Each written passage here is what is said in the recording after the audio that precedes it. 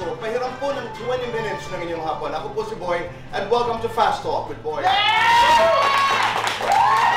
Special guest today, the beautiful, inside out out, Beauty Gonzalez.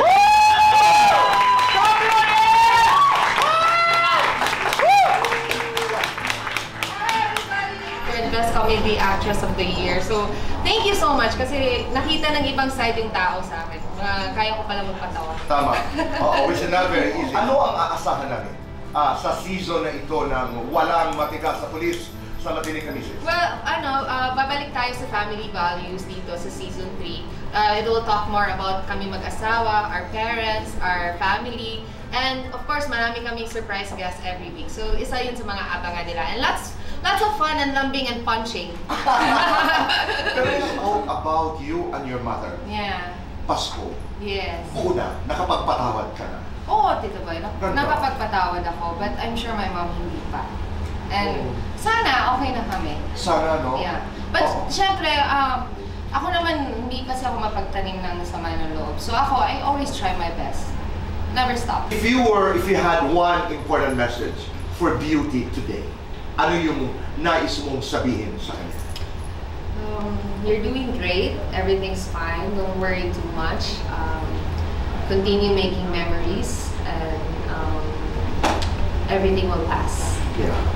Wapa, tsaka. Wapa! Matigas, matinik. Matigas! Makalak, maharot. Maharot. 2 piece, 1 piece. 2 piece. Brand new, ukay-ukay. Okay. Sosyal, jolos. Sosyal. Tuwing kailan ka natatawa?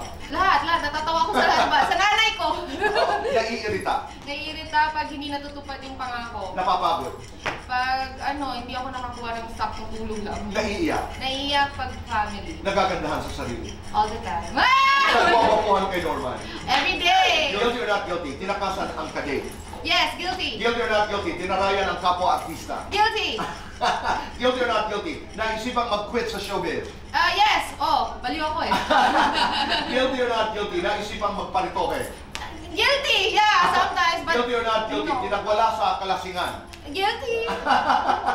That's Beauty. Lights on or lights off? On. Happiness or chocolate? Happiness. Best time for happiness. 24 hours. Okay.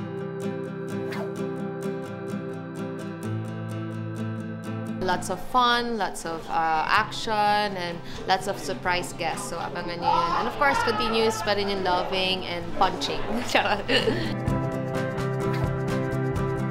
Saya. I love to see Tito Boy. I only see him in Fast Talk, so I'm so happy to be here kasi this is the only time I get to bond with him. I wish I have more than 25 minutes. So next time.